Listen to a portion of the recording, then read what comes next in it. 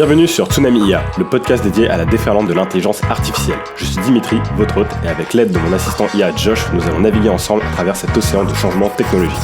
Si vous aussi vous avez le sentiment que l'IA est un changement majeur sur lequel il faut réfléchir et s'informer, ce podcast est fait pour vous. Nous explorons, nous décryptons et surtout nous essayons de surfer sur cette immense vague de transformation que l'IA apporte à notre société. Durant chaque épisode, nous plongerons dans des sujets d'actualité, nous discuterons, parfois avec des experts, pour vous donner les outils nécessaires pour embrasser cette révolution. Est-ce que vous êtes prêts à plonger avec moi ?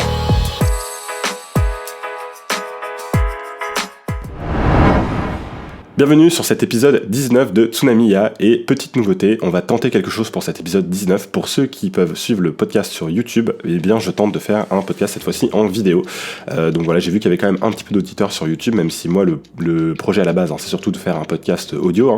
Donc le format sera en priorité toujours de l'audio, mais je me suis dit que ça pourrait être intéressant de essayer aussi de filmer un petit peu les épisodes. Ça me permettra probablement aussi de faire des petits contenus plus facilement sur Instagram, en utilisant des morceaux de ce que j'ai pu enregistrer pendant le podcast. Donc voilà, c'est un petit peu une tentative, on va voir si la logistique pour mettre ça en place n'est pas trop compliquée, si surtout le fait de poster l'épisode derrière sur YouTube, ça va sûrement me demander un petit peu de montage, si je vais pouvoir le poster à la même date que le reste des épisodes. Je vais voir un petit peu comment je vais m'organiser sur tout ça, mais voilà, on essaie de changer un petit peu les choses, surtout que vous allez le voir un petit peu sur le sujet de cet épisode, mais il y a quand même des choses qui sont intéressantes à voir pour cet épisode, et donc c'est pour ça aussi que je me suis dit que c'était l'occasion de faire un épisode en vidéo. Mais bon, sans plus tarder, on va se lancer directement dans la partie news avec une première news qui nous parle des leaders de la technologie, dont Microsoft, Meta, Facebook, Instagram, Google, Amazon et X, anciennement appelé Twitter, ainsi que OpenAI et TikTok qui ont annoncé tous ensemble un accord le 16 février 2024 pour limiter les risques de l'intelligence artificielle et pour éviter qu'elle perturbe les élections de 2024, notamment aux États-Unis. Cet accord il vise spécifiquement les contenus générés par intelligence artificielle, que ce soit des images, des vidéos ou de l'audio, qui pourraient tromper les lecteurs sur les candidats, les responsables électoraux et le processus de vote sans pour autant interdire totalement ces contenus. Donc c'est vrai qu'on avait vu dans les épisodes précédents notamment qu'il y avait eu des tentatives avec des robocalls, donc des messages qui tombaient directement sur la messagerie des personnes, qui imitaient la voix de Joe Biden. Donc voilà, c'est des choses qui sont en train d'arriver et voilà, on voit que toutes ces grandes sociétés de la tech sont vraiment en train de prendre le sujet à cœur pour essayer de voir comment tout ça pourrait être géré. Donc on nous dit aussi que l'accord marque une unité dans l'industrie avec des milliards d'utilisateurs à travers leur plateforme et qu'il récapitule en grande partie des initiatives déjà en cours telles que les efforts pour détecter et étiqueter le contenu généré par IA. Et ça j'en parlerai un petit peu plus tard dans l'épisode parce que c'est vrai qu'il y a des choses assez intéressantes sur ce thème en particulier. Donc la menace que l'IA représente pour l'intégrité des élections est prise au sérieux, notamment comme je vous l'ai dit avec les cas d'audio générés par l'IA et la collaboration entre ces 20 entreprises permet aussi aux créateurs d'outils de contenu d'IA comme OpenAI, Anthropic, Adobe, etc. et à ceux qui distribuent le contenu, Meta, TikTok, etc. de trouver une action collective pour à la fois savoir comment gérer du coup ces informations de leur création jusqu'à leur diffusion. Leur accord se concentre sur la transparence et l'aspect un peu éducation de cette technologie et l'étiquetage de ces contenus plutôt que sur la suppression. Donc effectivement, forcément, je pense que les entreprises qui, elles, sont en train de travailler de plus en plus sur la création du contenu de l'IA, leur objectif c'est pas qu'il soit supprimé, mais par contre ce qui est important c'est qu'il soit vraiment étiqueté pour pouvoir facilement savoir ce qui ressort de l'intelligence artificielle ou non et détecter justement tous ces deepfakes, toutes ces technologies. Donc je pense que c'est quelque chose de très pertinent. On va en parler dans la section de l'IA de la semaine un peu plus en détail parce que je pense qu'effectivement c'est un sujet hyper important et pertinent. Mais on va passer à la prochaine news qui nous parle d'une victoire judiciaire pour OpenAI qui marque un petit peu un tournant pour l'intelligence artificielle et le droit d'auteur. Donc le 14 février 2024, il y a une décision majeure qui a été prise par la Cour fédérale de Californie concernant un débat sur l'utilisation de données protégées par le droit d'auteur dans l'entraînement des modèles d'intelligence artificielle. Donc OpenAI, la société derrière ChatGPT, a remporté un procès crucial se dégageant des accusations de violation de droits d'auteur et de non-respect de la Digital Millennium Copyright Act, donc le DMCA, formulé par plusieurs auteurs, dont l'humoriste Sarah Silverman. Les plaignants avaient accusé OpenAI d'avoir entraîné ChatGPT sur des œuvres protégées par des droits d'auteur sans permission, allant jusqu'à suggérer l'utilisation de livres piratés. Le verdict a tranché en faveur de OpenAI, Invalidant ces accusations et établissant un précédent significatif sur la question du fair use dans le contexte de l'apprentissage automatique, le tribunal a estimé que les œuvres générées par les modèles d'IA d'OpenAI ne constituaient pas, en elles-mêmes, des œuvres dérivées exigeant une preuve d'infraction directe. De plus, il a reconnu que l'usage de courts extraits de texte pour l'entraînement des modèles d'IA pouvait être protégé par le principe de l'usage équitable fair use. Donc c'est vrai que c'est un principe qu'ils ont dans la loi américaine, où si on se sert de contenu qui est protégé par le droit d'auteur d'une façon équitable, on rentre dans cette catégorie du fair use, et donc on peut avoir la possibilité d'utiliser ces contenus protégés. Donc cette victoire judiciaire ne signale pas la fin des défis juridiques pour OpenAI, avec d'autres actions en justice en cours, notamment celle intentée par le New York Times, dont on avait un petit peu parlé dans un épisode précédent. C'est quand même intéressant de voir que des entreprises comme OpenAI peuvent continuer à travailler en utilisant le principe du fair use. C'est un petit peu le même principe que quand on utilise des petits extraits de films, par exemple sur YouTube, pour faire une vidéo explicative sur un film, une critique de film, ce genre de choses-là. On réutilise par exemple des morceaux qui venaient de la bande-annonce, ce genre d'utilisation qu'on considère fair au niveau du droit d'auteur. C'est intéressant de voir que c'est quelque chose qui est accepté également par en tout cas cette juridiction en Californie. Prochaine news, donc, on va parler de Apple qui s'apprête à entrer en plein dans l'ère de l'intelligence artificielle générative pour rattraper son retard sur des géants technologiques tels que Microsoft et Google. Le moteur de recherche Spotlight intégré à iOS et macOS ainsi que l'outil de développement Xcode sont au cœur de cette stratégie d'innovation. Selon Bloomberg, la prochaine version de Spotlight intégrera des fonctionnalités avancées grâce à l'utilisation de grands modèles de langage LLM, similaires à ceux qui ont rendu possible ChatGPT et d'autres chatbots. Apple travaillerait en interne sur le développement de ces modèles.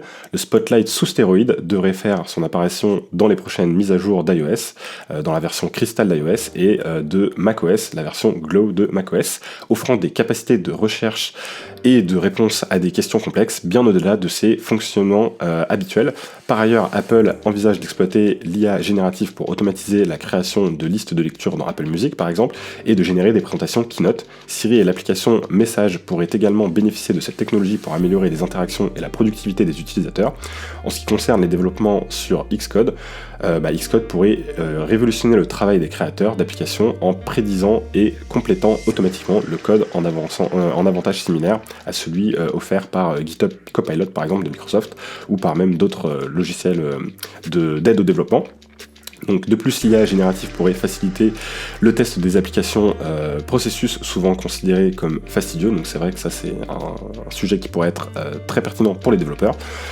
Une partie de ces innovations serait traitée localement sur les appareils grâce à une puce Neural Engine améliorée, tandis que d'autres aspects nécessitant probablement des ressources cloud seraient exportés sur la partie serveur chez Apple.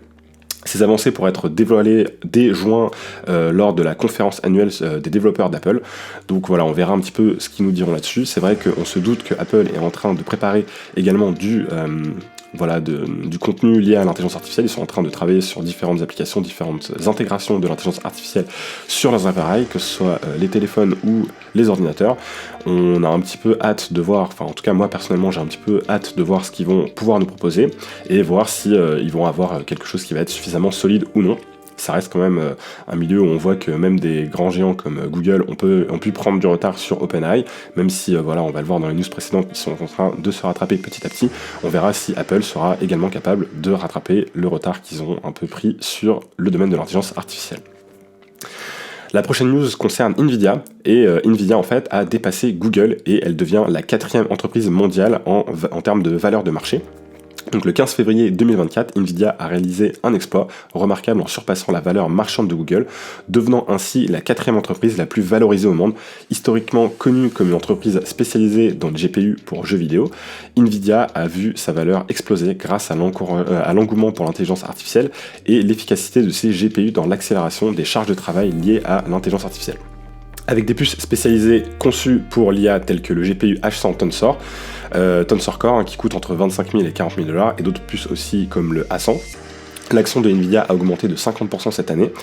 et sa capitalisation boursière a atteint 1,8 trillion de dollars, dépassant Amazon 1,76 trillion de dollars et la société mère de Google Alphabet 1,77 trillion de dollars. Et du coup, c'est un sujet aussi qui est intéressant puisque on voit que Nvidia est en train de vraiment exploser en termes de valeur boursière. C'est parce qu'effectivement, toutes les sociétés aujourd'hui qui utilisent l'intelligence artificielle se basent principalement sur les processeurs qui sont créés par Nvidia. Donc ils ont un concurrent quand même qui est AMD, qu'on attend un petit peu on va voir un petit peu ce que AMD va proposer sur cette technologie d'intelligence artificielle, même si effectivement Nvidia reste le leader depuis des années, et c'est vrai que c'est eux qui ont la technologie la plus avancée en matière de calcul sur les intelligences artificielles. Mais ce qui est intéressant aussi, c'est de voir que Sam Altman, le PDG de OpenAI, on en avait parlé dans les news, je crois, de la semaine dernière, il est en train de chercher des financements pour éventuellement essayer de concurrencer Nvidia. Il est en train de chercher 500 milliards de financement pour pouvoir créer lui-même ces puces qui vont lui permettre de développer de la technologie d'intelligence artificielle. Donc on voit que voilà, le fait de voir que ce marché des processeurs de calcul qui est très juteux va voilà, forcément attirer des concurrents, et on va voir si effectivement Sam Altman par exemple réussira à concurrencer Nvidia. Après la création de GPU, c'est quelque chose qui est, enfin en tout cas de processeurs de ce niveau-là d'avancement, c'est quand même quelque chose qui est assez long, c'est quelque chose qui nécessite aussi des machines ultra spécialisées, qui sont produites par globalement une seule entreprise, qui est, si je dis pas de bêtises, dans les Pays-Bas, et voilà, qui fabrique des machines qui coûtent plusieurs millions de dollars, et qui sont capables de faire les gravures des processeurs, qui eux après sont intégrés dans les cartes graphiques ou dans d'autres types de processeurs. Donc c'est vraiment voilà, ça aussi, c'est pas forcément parce que on arrive à lever des fonds que derrière on va pouvoir instantanément concurrencer une entreprise qui telle que Nvidia, qui a voilà un passé vraiment établi dans ce genre de technologie. Et voilà, c'est le fait que ces technologies soient si précises et complexes à mettre en place fait aussi que c'est des choses où voilà, ça va être long et nécessiter beaucoup d'argent pour pouvoir éventuellement créer un concurrent. Donc on verra un petit peu si voilà, des concurrents déjà existants à Nvidia arriveront à avancer sur ces sujets, je pense notamment à AMD. Voilà, en tout cas, comme je le dis souvent, c'est vrai que l'intelligence artificielle, elle a vraiment besoin d'avoir de la puissance de calcul pour pouvoir avancer, et donc c'est pour ça que c'est un sujet clé dans ce domaine-là. Et d'ailleurs, ça nous amène à la prochaine news, qui parle toujours d'Nvidia, et qui a récemment mis en lumière le projet EOS, qui est un super calculateur conçu spécifiquement pour les exigences de l'intelligence artificielle. Donc ça marque un jalon important dans le paysage de la technologie avec voilà, cette création du supercalculateur. Il occupe la 9e place dans le prestigieux classement des 500 supercalculateurs les plus puissants au monde. Donc ce classement, il est assez intéressant, et il permet de voir la puissance brute de chaque supercalculateur. Donc là, un supercalculateur qui se passe à la 9e place, c'est vraiment voilà, loin d'être quelque chose de petit, c'est une grosse machine que Nvidia nous a sorti là, mais ce qui est intéressant, c'est de voir qu'elle est spécialisée dans l'intelligence artificielle, et donc c'est vrai que la puissance brute, c'est pas forcément une valeur hyper pertinente des fois pour mesurer l'intérêt qu'un supercalculateur peut avoir, parce que souvent ils vont être spécialisés dans des domaines bien spécifiques, par exemple, je sais pas moi, de l'analyse d'images, de l'analyse de vecteurs, ce genre de choses là. Là en tout cas, c'est quelque chose qui est spécialisé dans l'intelligence artificielle, et leur objectif, c'est de faciliter le développement et l'optimisation de grands modèles de langage, donc les LLM, comme ChatGPT, comme Llama. Et voilà, on va voir si ces systèmes de recommandation, éventuellement aussi faire des systèmes de recommandation et des simulations quantiques, et voilà, et plus encore. Donc voilà, c'est je pense quelque chose qui peut être très pertinent pour faire avancer encore plus le monde de l'intelligence artificielle. On voit qu'aujourd'hui, c'est souvent les entreprises qui ont la plus grosse force de frappe en termes de puissance du calcul qui arrivent à faire avancer leur modèle le plus rapidement possible. En ce moment, on pense notamment à OpenAI, qui est soutenu par Microsoft grâce à la puissance du cloud de Microsoft Azure, et on pense aussi à Google avec Bard, enfin Gemini maintenant, qui est en train aussi de beaucoup avancer, et puis c'est vrai que eux, de leur côté aussi, ils ont énormément de serveurs à disposition pour faire avancer cette technologie, même si on voit aussi d'entreprises comme Mistral, par exemple, qui est capable de faire avancer et d'obtenir des modèles très pertinents, voilà, sans pour autant, je pense, avoir la même force de frappe qu'un OpenAI. On voit que voilà, ce genre de supercalculateur, en tout cas, pourront être très utiles à certaines entreprises, et permettront de faire des avancées encore plus impressionnantes avec les large language models. On passe à la nouvelle suivante qui nous parle de Google justement et de son Gemini 1.5. Donc Gemini qui était anciennement Bard, l'intelligence artificielle de Google, qui est une intelligence artificielle multimodale, donc qui est censée pouvoir gérer plusieurs choses, pas uniquement du texte mais aussi de la vidéo, du son, etc. Et donc Google, ils nous ont annoncé qu'ils avaient fait une avancée majeure dans le domaine de l'intelligence artificielle avec le lancement de Gemini 1.5. Cette mise à jour substantielle de son agent conversationnel initialement introduit en juillet 2023 apporte des améliorations significatives permettant de transformer l'utilisation de l'IA dans divers domaines. Donc Gemini 1.5, il a été dévoilé le 15 février 2024 et il étend considérablement les capacités de son prédécesseur Gemini 1.0 en augmentant la fenêtre contextuelle à 128 000 jetons contre 32 000 pour la version précédente. Et cette expansion permet à l'IA de traiter et d'analyser des volumes d'informations nettement plus importants en une seule fois, y compris des heures de contenu vidéo et audio, des bases de données et de code substantiels ou du texte avec plus de 700 000 mots. Et donc du coup c'est assez intéressant, ils ont fait une démonstration disponible sur YouTube où voilà, ils ont posé des questions en prenant le transcript de la mission Apollo 11 et en posant des questions très précises. Voilà, l'intelligence artificielle était vraiment capable d'aller chercher les extraits de texte qui allaient bien, et ça aujourd'hui c'est vrai qu'avec par exemple ChatGPT c'est quelque chose qui ne fonctionne pas. Quand on lui donne des gros morceaux de texte, il a souvent du mal à aller récupérer une information bien précise dans le contenu qu'on lui donne. Dès que ça dépasse voilà, plusieurs trentaines, quarantaines de pages, bon, bah, c'est vrai qu'il va souvent être perdu. Il va souvent réussir à bien synthétiser le début du texte, le milieu ça va être souvent le gros trou noir, très peu d'informations, et à la fin on va souvent avoir un résumé qui est un peu plus correct, mais voilà, souvent il squeeze complètement le milieu. Et c'est aussi lié à ces histoires de jetons, de tokens, de combien de mémoire vive entre guillemets le modèle est capable d'utiliser. Et en fait, voilà, ce fait de passer de 32 000 à 128 000, c'est une vraie amélioration. Après, si je dis pas de bêtises, il me semble que ChatGPT 4 est aussi sur 128 000 jetons. On a aussi d'autres modèles comme Claude qui ne doit pas être loin non plus de ce nombre de jetons-là, mais pourtant ils ne sont pas capables de pouvoir synthétiser et récupérer de l'information dans 700 000 mots. Donc pourquoi le modèle de Google Gemini 1.5 arrive à faire ça ? Bah, tout simplement parce qu'ils ont utilisé la technique du mélange d'experts, qui est la même technique que celle qui a été utilisée par Mixtral, qui était le modèle du coup qui utilisait 8 experts, donc 8 modèles différents qui étaient tous entraînés avec, qui étaient des petits modèles, et en fait en regroupant ces 8 modèles experts, ils arrivent à avoir un modèle bien plus performant. Voilà, on en avait parlé, leur modèle Mixtral, il arrive à avoir des capacités équivalentes à celles de GPT 3.5 Turbo, tout en étant bien plus petit et en consommant du coup bien moins de ressources pour faire fonctionner le modèle. Bon bah là ils ont utilisé une technique similaire, et donc je pense qu'en utilisant plusieurs experts, alors je sais pas exactement combien d'experts ils ont utilisé, bah ils ont cette capacité de pouvoir récupérer plus de contenu, et en tout cas de pas avoir ce problème entre guillemets d'oubli, où on se retrouve avec un modèle qui a du mal avec des gros volumes de données. Donc en tout cas pour l'instant Gemini 1.5 Pro il est exclusivement accessible aux développeurs et aux entreprises via les plateformes de AI Studio et Vertex AI de Google. Donc voilà, on ne sait pas encore exactement, j'espère pouvoir mettre la main dessus prochainement, bon sachant que déjà il faudrait que Gemini la première version soit disponible en France, ce qui n'est pas encore le cas pour l'instant.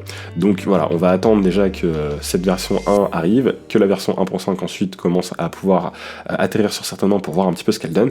Mais voilà, c'est intéressant puisque eux ils visent de pouvoir gérer des contextes qui pourraient aller jusqu'à 1 million de jetons, voire plus, voire jusqu'à 10 millions de jetons.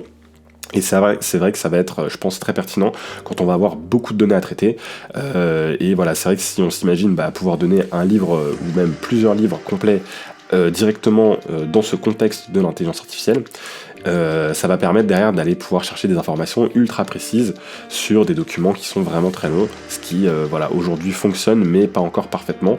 Alors après c'est vrai qu'avec le système d'analyse de GPT-4 on arrive quand même à des fois récupérer des infos bien précises d'un document PDF, je l'avais utilisé moi via le système des GPT.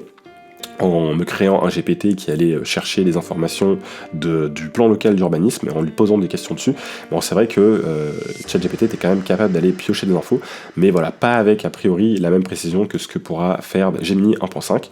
Ce qui est intéressant aussi, c'est de voir que dans leur communication, Google a vraiment marché sur ses œufs par rapport au bad buzz qu'ils avaient pris sur la première com qu'ils ont fait sur Gemini, où beaucoup de personnes ont dénoncé un peu la vidéo en disant qu'il y avait du fake et qu'il y avait eu beaucoup de manipulations, notamment des cuts, on voyait pas les temps de chargement, on voyait pas les temps de calcul, on voyait pas les pré-prompts qui avaient potentiellement été faits. Bon bah là, sur leur démo de Gemini 1.5, ils ont clairement noté le nombre de secondes que Gemini prenait pour répondre. Donc je crois qu'en lui posant des questions assez précises, ça prenait à peu près 30 secondes. Donc voilà, c'est quand même intéressant de voir qu'ils ont vraiment fait très attention à cette fois-ci, mettre beaucoup de justificatifs pour pas qu'on leur dise que leur technologie est fake. Hein. Et donc c'est vrai que voilà, je pense que quand ils avaient fait la première vidéo démo, c'était un petit peu pour montrer ce que le modèle allait pouvoir faire dans un avenir proche, mais ils n'y étaient pas encore tout à fait. Ils avaient quand même pas mal embelli les choses, mais je pense que d'ici la fin de l'année, on devrait pouvoir avoir quelque chose qui devrait être très similaire à la démo qu'ils nous avaient montré. Ensuite, on parle toujours de Google avec une news qui nous ramène cette fois-ci vers la France, avec une inauguration d'un centre de recherche en IA à Paris. Et en fait, dans une démarche ambitieuse visant à renforcer son empreinte dans le domaine de l'intelligence artificielle, Google a ouvert les portes de son nouveau centre de recherche et développement en IA à Paris, le 15 février 2024. Ce hub qui va accueillir plus de 300 000 chercheurs et ingénieurs symbolise l'engagement de Google envers l'avancement de l'IA et sa volonté de solidifier la position de Paris comme un centre névralgique pour l'innovation technologique. Donc Sundar Pichai, PDG de Google en compagnie du ministère de l'économie, Bruno Le Maire et de la secrétaire d'État chargée du numérique Marina Ferrari a inauguré ce centre soulignant l'importance de la collaboration académique et la formation des professionnels de l'IA. Google projette de former 100 000 professionnels français aux outils de l'IA d'ici la fin de l'année 2025, favorisant ainsi le développement de compétences essentielles dans ce secteur en pleine expansion. Donc ce développement s'inscrit dans un contexte de compétition technologique intense avec d'autres entreprises comme OpenAI, grâce à des produits tels que ChatGPT, ont pris une avancée considérable, mais voilà, on voit que Google essaye, à travers notamment cette initiative, à travers aussi son laboratoire DeepMind, de récupérer un petit peu le retard qu'il a pu prendre, et c'est vrai que voilà, on se rend compte là que Google reste un acteur majeur de l'intelligence artificielle. Je pense qu'ils ont une puissance, en tout cas ils ont de l'or entre guillemets entre leurs mains grâce à toutes les données qu'ils possèdent. Et voilà, l'intelligence artificielle, pour la faire évoluer, on a besoin de bonnes données, on a besoin de puissance de calcul. C'est quand même deux choses que Google a, et c'est vrai que même s'ils avaient pris du retard, j'ai l'impression qu'ils sont quand même en train de se rattraper de plus en plus. Et puis c'est vrai que autant sur certains points ils avaient pris du retard, autant sur d'autres points ils ont quand même eu des avancées assez incroyables, surtout avec DeepMind. Voilà, quand on se souvient un petit peu de ce qu'ils avaient fait avec AlphaGo, ça date déjà quand même d'il y a plusieurs années. Ils ont quand même avec ce modèle DeepMind qu'ils arrivent un petit peu à modifier en fonction de chaque besoin, ils arrivent à faire des performances assez incroyables. Et notamment, on en avait parlé, ils avaient fait une performance impressionnante sur les Olympiades de mathématiques. Donc c'est vrai que je pense que sur l'aspect création de modèles experts qui arrivent à faire des choses très précises, mais de façon extrêmement bien et très souvent supérieure à ce que pourrait faire un humain, j'ai l'impression qu'ils sont aussi également très bons. Donc voilà, on verra si après ils arriveront à généraliser un petit peu tout ça sur des produits un peu plus accessibles de tous.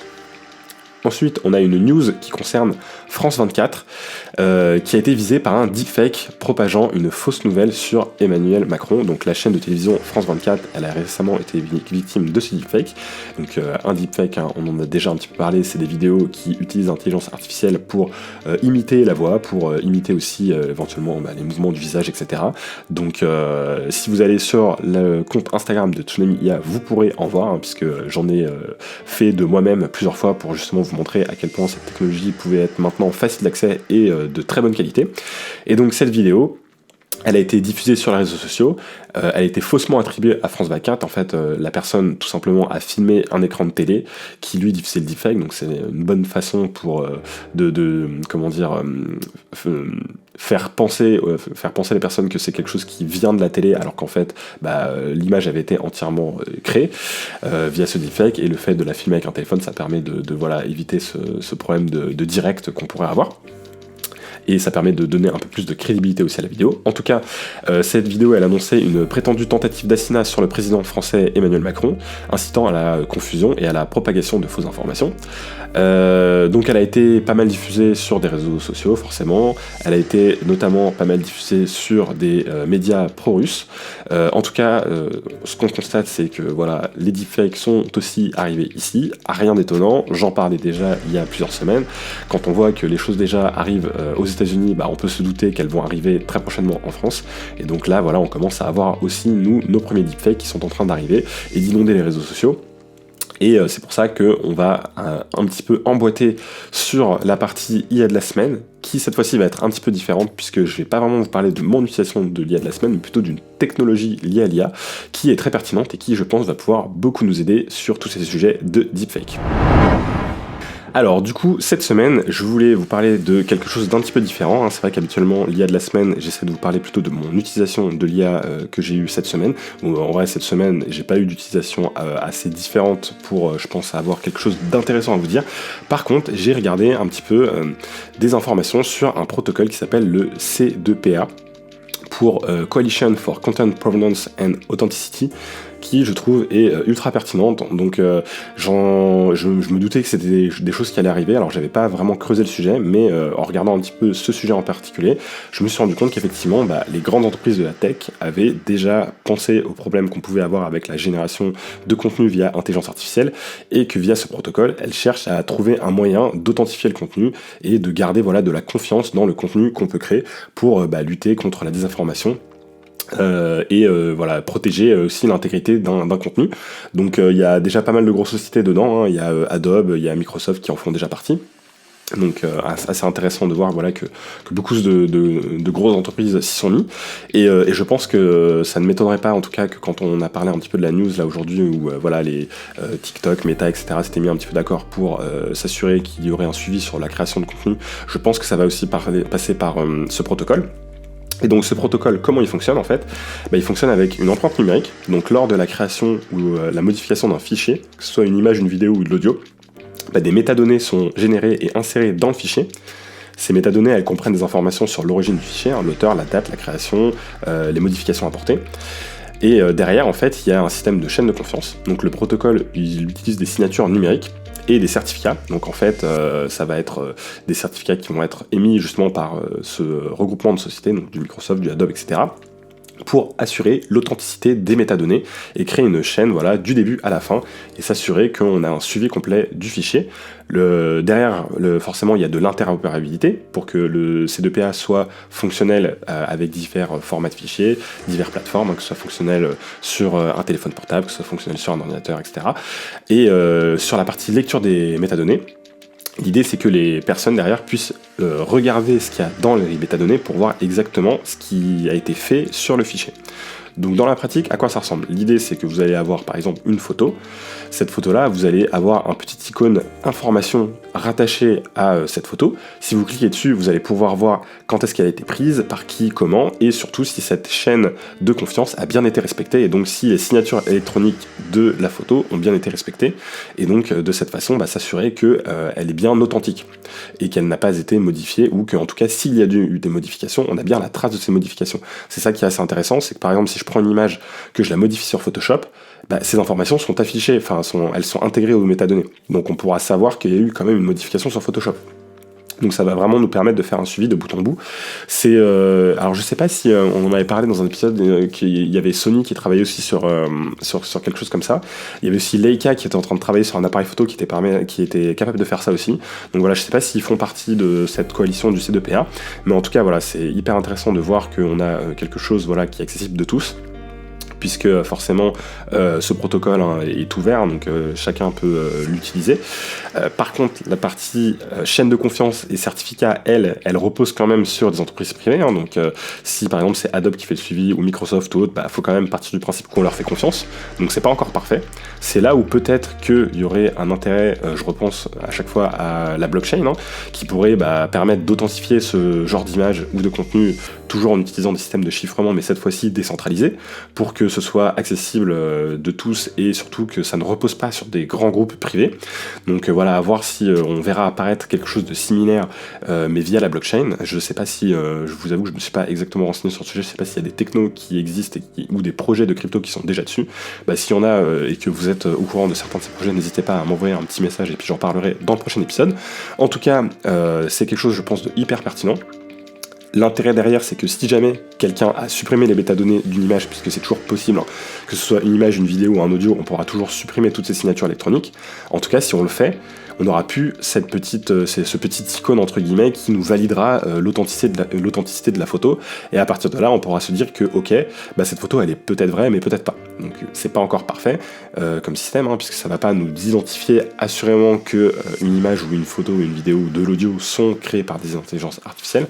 Enfin, ça pourrait le faire d'une certaine façon si on a cette authentification via la chaîne de confiance et qu'on voit que dès le départ, l'image par exemple a été créée par DALL-E 3 sur ChatGPT. Bon voilà, ça va nous permettre de savoir exactement ce qui est IA ou pas si on a la partie identifiée qui est respectée. Par contre, quand on n'a pas ce petit facteur d'identification, là effectivement on n'a pas l'info et donc voilà, on va se retrouver à effectivement avoir des problèmes, un petit peu comme on a vu avec le deepfake de France 24. Surtout que y a des techniques qui peuvent nous permettre de modifier les vidéos de façon un petit peu intelligente et en obtenant ce genre de vérification numérique sans pour autant être protégé du deepfake. Si on reprend la vidéo de France 24, la personne elle avait filmé une télé. Donc si moi je crée mon deepfake, je fais un super beau deepfake hyper réaliste, je le mets sur ma télé, je fais play, et derrière je l'enregistre avec mon téléphone. Mon téléphone, je pourrais dire, regardez, la vidéo elle a jamais été modifiée. J'ai fait une vidéo que j'ai filmée aujourd'hui, regardez, il y a même la localisation GPS, etc. du téléphone, et on voit que la vidéo est authentique, et c'est vrai que la vidéo du téléphone sera authentique, mais par contre ce que filme le téléphone n'est pas authentique. Donc je pense que, comme souvent quand on parle de sécurité un petit peu, parce que là on est vraiment sur de la partie cybersécurité ou autre, c'est toujours compliqué d'avoir un bon système qui marche de bout en bout. Maintenant, effectivement, peut-être qu'en multipliant les sources, qu'en multipliant les systèmes de vérification, on va avoir des systèmes qui vont être capables d'être de plus en plus robustes. En tout cas, je pense que c'est un besoin essentiel, surtout quand on arrive dans une période comme celle de 2024 où on a les élections aux États-Unis.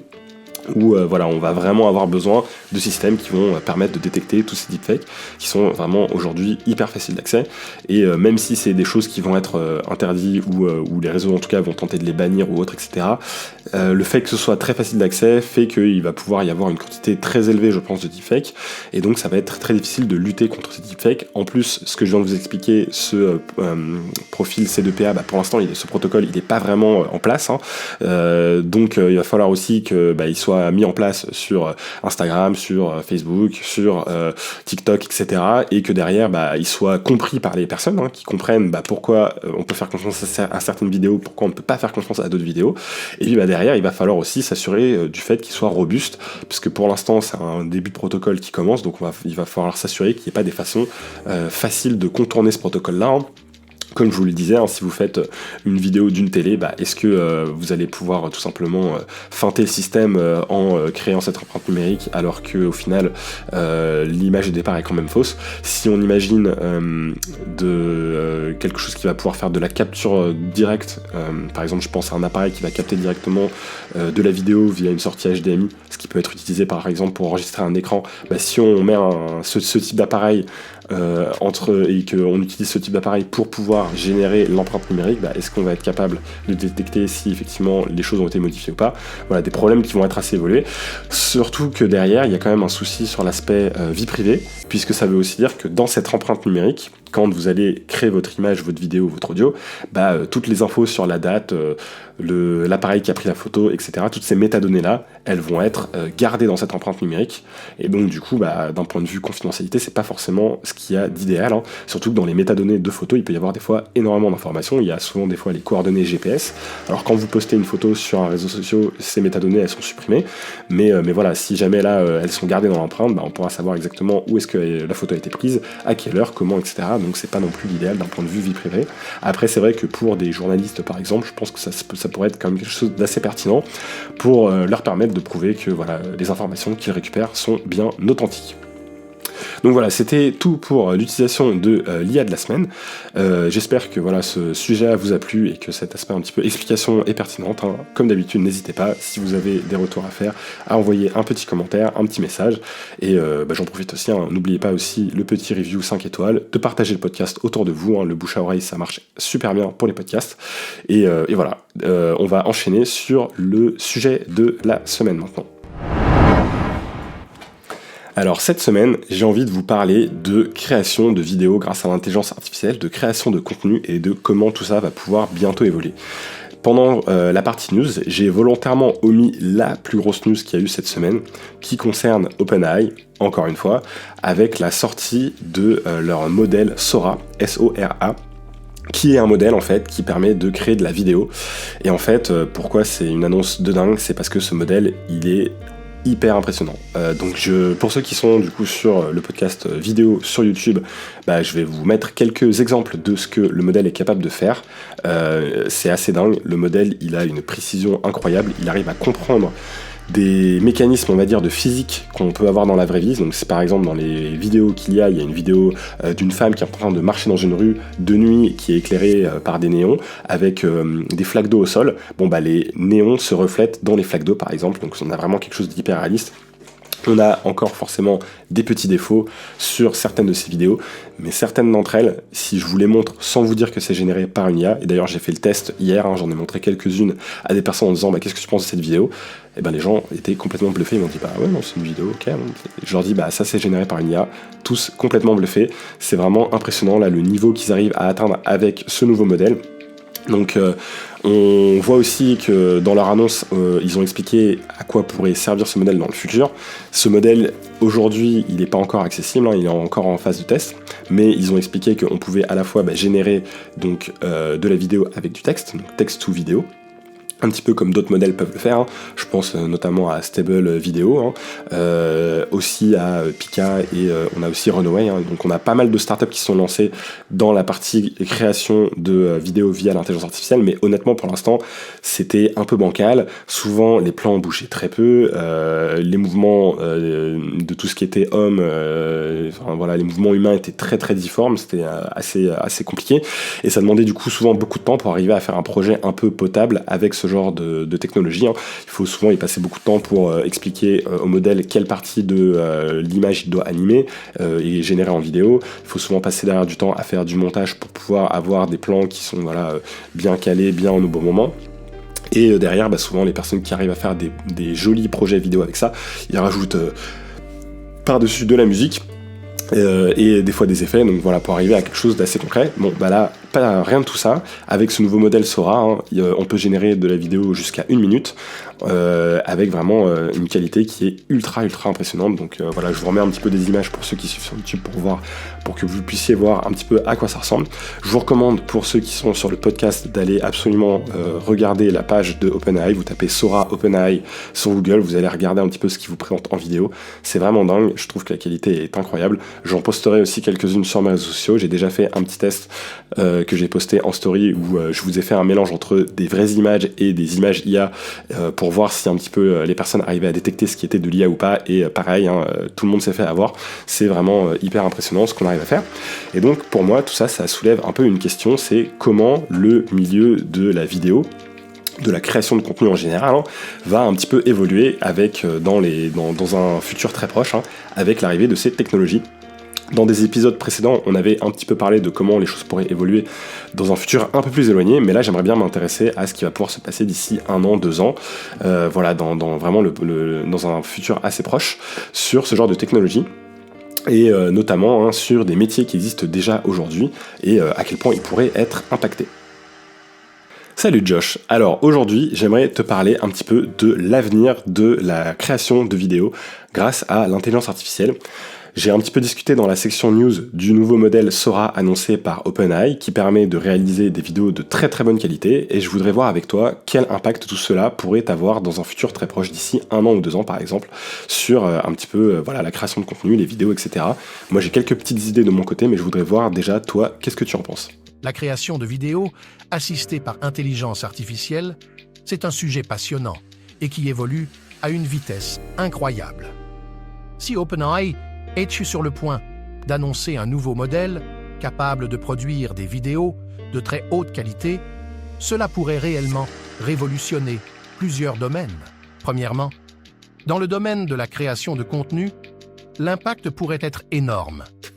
Imagine, les créateurs pourraient en produire des vidéos de qualité professionnelle sans nécessiter les compétences techniques ou les ressources habituellement indispensables.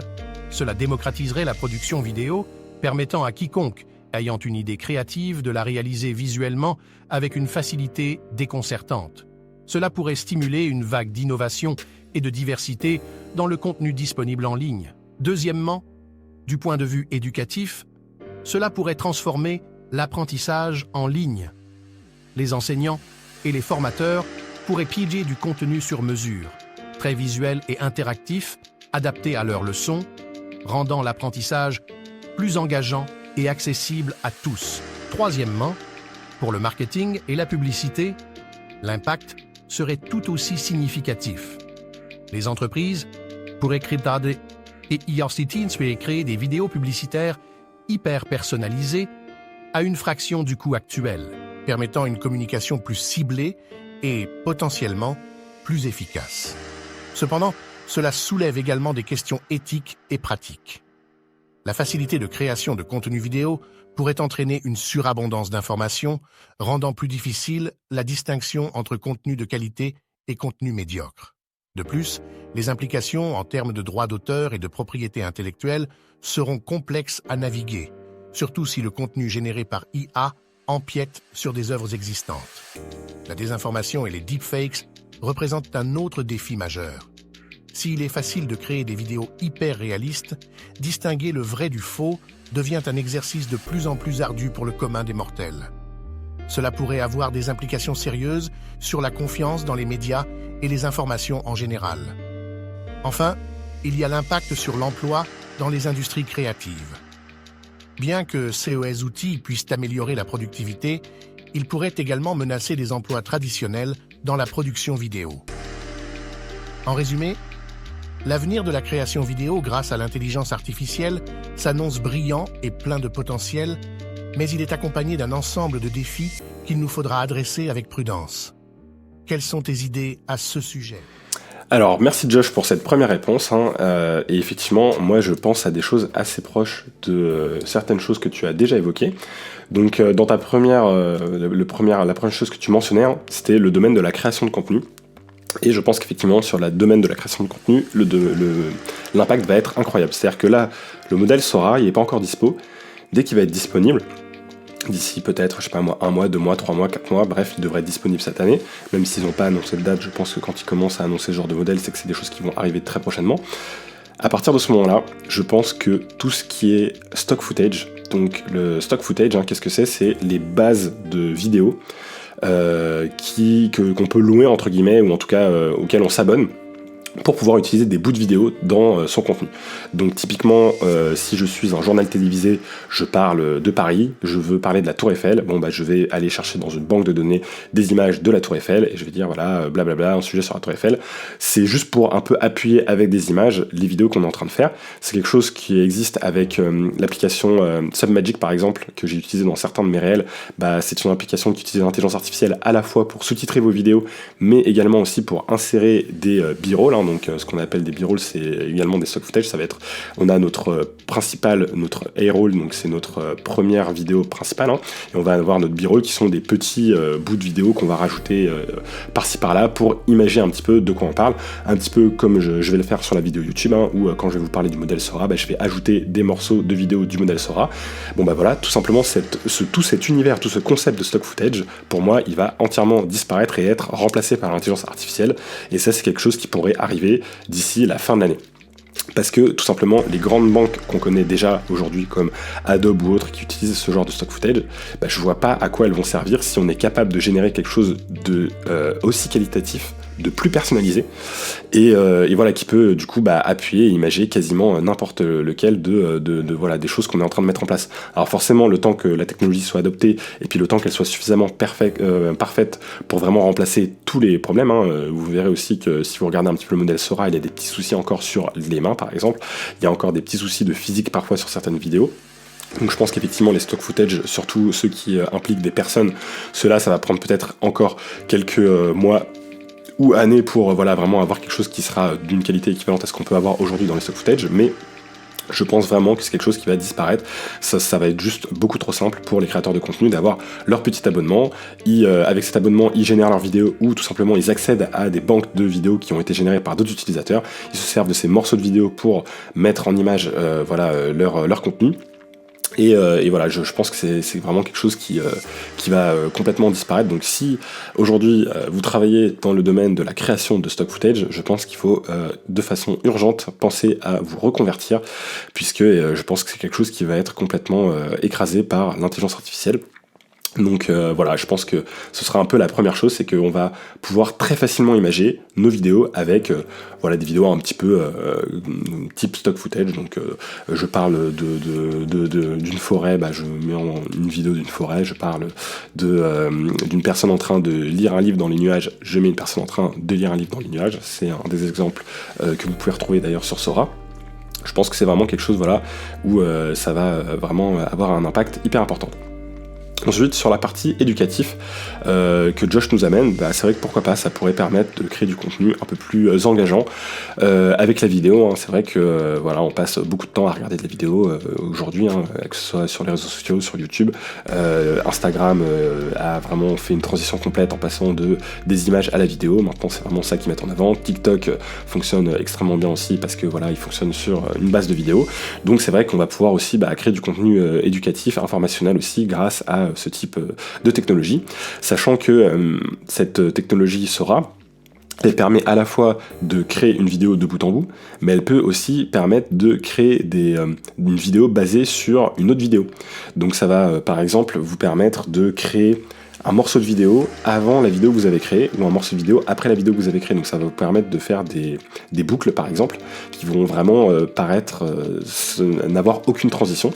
Ça peut vous permettre aussi de faire des transitions entre une vidéo et une deuxième vidéo, mais d'une façon vraiment vraiment intégré. Le mieux ce sera que vous regardiez un des exemples qui est sur le site de OpenAI. Ça fait voilà des transitions de deux vidéos qui n'ont rien à voir de façon ultra intégrée. C'est pas tout simplement on passe de la vidéo à l'autre en faisant un fade. Non, là c'est quelque chose de complètement différent où on va intégrer petit à petit des éléments de la vidéo suivante dans la première vidéo pour faire une transition hyper impressionnante. Donc, voilà, je pense qu'avec cette partie là tout comme on a le text to image, on va avoir aussi text to image to image, on va avoir le vidéo to vidéo, et donc on va pouvoir prendre une vidéo, la transformer complètement grâce à ce genre d'outil. Ça c'est si vous regardez aujourd'hui, vous allez voir que la technologie elle a encore des défauts, mais il faut pas oublier qu'à partir d'aujourd'hui, c'est l'état où la technologie sera la plus mauvaise dans cette création de vidéo.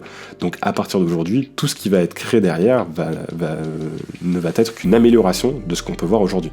Et c'est ça qui est aussi hyper impressionnant et qui va, je pense, remettre pas mal de choses en question, puisque on va pouvoir, par exemple, modifier nos vidéos, je pense, sur des aspects spécifiques. Ça va permettre, par exemple, d'oublier un petit peu le concept de fond vert. Ou en tout cas, si on fait des vidéos sur fond vert, on va pouvoir complètement générer quelque chose à la place de ce fond vert grâce à ce type de technologie. Et tout ça d'une façon hyper simple, sans avoir forcément à créer des environnements 3D, ce genre de choses-là qui sont assez complexes.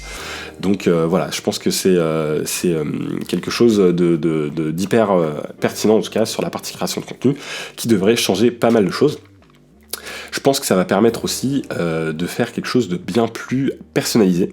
Et ça, Josh nous en parlait un petit peu aussi, en nous disant que la partie marketing, publicité, etc.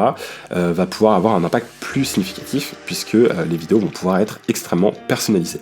Et c'est vrai que je pense que c'est ce qui va rendre accessible ce genre de technologie va pouvoir rendre accessible la création de contenu vidéo auprès de beaucoup de personnes, et surtout le fait de pouvoir personnaliser quelque chose sans que cela coûte trop d'argent. Si aujourd'hui vous faites une publicité, vous avez quand même besoin de cibler un public d'une certaine taille. Avec ce genre de technologie, vous allez pouvoir faire des publicités ultra ciblées sur des micro-niches, peut-être même vraiment personnalisées sur la personne elle-même, si le temps de calcul ne vous coûte pas trop d'argent en tout cas, et du coup on va pouvoir se retrouver avec des vidéos qui vont peut-être pouvoir nous appeler par notre prénom, qui vont pouvoir rajouter un contexte qui ressemblera à des choses qu'on aime ou autres, qui vont pouvoir s'intégrer à du contenu qu'on regarde. Imaginez si les vidéos par exemple que vous pouvez avoir sur YouTube, elles se retrouvent à reprendre le style de la vidéo YouTube que vous aviez, que vous étiez en train de regarder.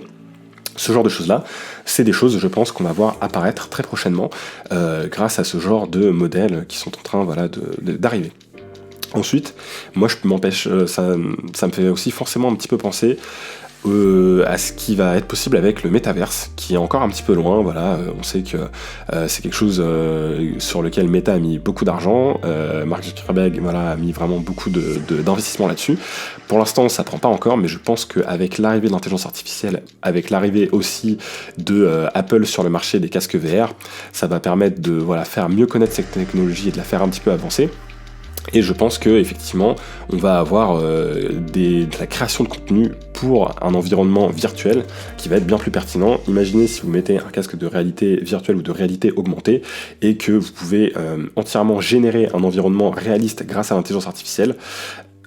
Créer par exemple des vidéos aussi qui vont être du coup en 3D, qui vont être en 360 degrés, etc. On va pouvoir créer un contenu hyper pertinent. Donc ça, je pense que c'est quelque chose qui arrivera un petit peu plus tard parce que ça va forcément demander une avancée un peu plus importante de la technologie. Mais c'est des choses, je pense, qui pourraient aussi arriver très prochainement.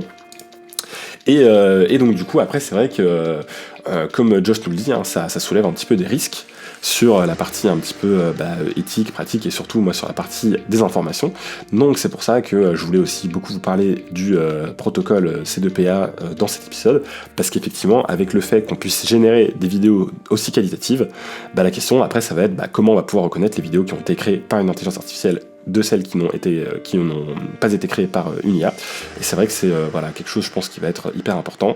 Et donc voilà, plus ça va être facile de générer des vidéos réalistes, plus ce sera important de s'assurer qu'on peut vérifier la véracité d'une vidéo. Mais en même temps, ça me fait aussi penser à quelque chose, c'est que si on se retrouve dans un monde où on peut générer énormément de contenu vidéo très personnalisé, est-ce qu'on va pas se retrouver aussi d'une certaine façon à être un petit peu plus isolés chacun dans notre bulle. Donc ça, je pense que l'avenir nous le dira, on verra un petit peu comme les choses évoluent, mais j'ai du mal par exemple à imaginer des phénomènes où on peut se reconnaître tous dans un contenu vidéo qui devient extrêmement populaire, parce qu'on va se retrouver avec des contenus tellement différents, tellement personnalisés, tellement micro-nichés, que je pense que ça va être compliqué de retrouver des contenus qui réussissent à plaire à tout le monde. Et ça me fait un petit peu penser à la musique, forcément, avant l'avènement du streaming, des plateformes comme Spotify, etc., on avait quand même beaucoup moins d'artistes qu'aujourd'hui, et c'est vrai que le fait que ce soit plus accessible de s'enregistrer, de faire de la musique grâce aux ordinateurs, etc., tout ça, ça a permis à de nombreux artistes de créer leur musique. Et donc le fait qu'on ait plus d'artistes fait qu'aujourd'hui on écoute beaucoup plus de musiques différentes, on écoute beaucoup plus d'artistes. Et donc du coup c'est vrai qu'on a un petit peu moins des très grands artistes qui plaisent à tout le monde entre guillemets et qui ont une très grande écoute. Même si c'est pas tout à fait vrai, on est d'accord, on a encore des très très très gros artistes qui arrivent à rassembler les foules. Mais je me demande si le fait qu'on ait du contenu de plus en plus spécifique, de plus en plus personnalisé, va pas faire qu'on va avoir aussi chacun notre petit univers avec notre contenu très personnalisé. Un petit peu comme ce qui peut commencer à se passer avec la musique, où au final on se retrouve à avoir chacun un petit peu nos playlists, nos petites musiques qui nous plaisent beaucoup, qui sont des musiques qui se retrouvent des fois à être vraiment des musiques de niche, et effectivement avoir de moins en moins des très grands groupes ou des très grands artistes comme on pouvait le voir il y a 30 ans, il y a 40 ans, 50 ans, où effectivement il y avait moins d'artistes et où il y avait forcément plus de personnes qui allaient suivre aussi ces artistes parce qu'il y avait aussi moins de choix, Le fait qu'on se retrouve avec tout ce choix, je pense qu'aussi ça va avoir un impact assez intéressant, et puis à voir aussi la valeur que ça va permettre de garder sur le contenu créé par humain. Moi, je me demande si on va pas se retrouver avec un label de qualité créé par humain, un petit peu comme on peut avoir le fait maison ou le fabriqué main. Et ben, je me demande si le fait qu'on ait ces technologies d'IA qui deviennent très performantes sur la création de vidéos, on va pas se retrouver à avoir des artisans de la vidéo qui vont dire, bah voilà, nous on continue à faire de la vidéo 100% humaine, sans utiliser l'IA, qui va du coup garder un petit charme, qui va forcément avoir, je pense, pendant encore pas mal d'années, des vraies distinctions entre ce qui sera possible avec une IA et ce qui sera possible dans la vraie vie, forcément, puisque on n'en est pas encore à un niveau où on peut tout faire avec ces modèles-là. Donc voilà, je pense que ça pourrait être aussi intéressant de voir ce genre de choses qui arrivent, et avec le petit label fabriqué humain. Bon voilà, en tout cas c'était tout pour cet épisode 19 de Tsunami IA. J'espère que le sujet vous a plu. J'espère pour ceux du coup qui ont décidé de le suivre sur YouTube que le fait de rajouter la vidéo c'est quelque chose qui vous plaît. Ça me demande une grosse logistique, donc si c'est quelque chose qui vous plaît, vraiment n'hésitez pas à me le dire, parce que je suis pas sûr de garder ce concept-là pour tous les épisodes, puisque ça demande voilà, pas mal d'organisation. Et en tout cas, si c'est quelque chose qui vous plaît, n'hésitez pas à me faire un retour comme d'habitude. N'hésitez pas à laisser un commentaire 5 étoiles sur les plateformes de podcast, en particulier sur la plateforme Apple Podcast. Et on se retrouve la semaine prochaine pour l'épisode 20. Ciao!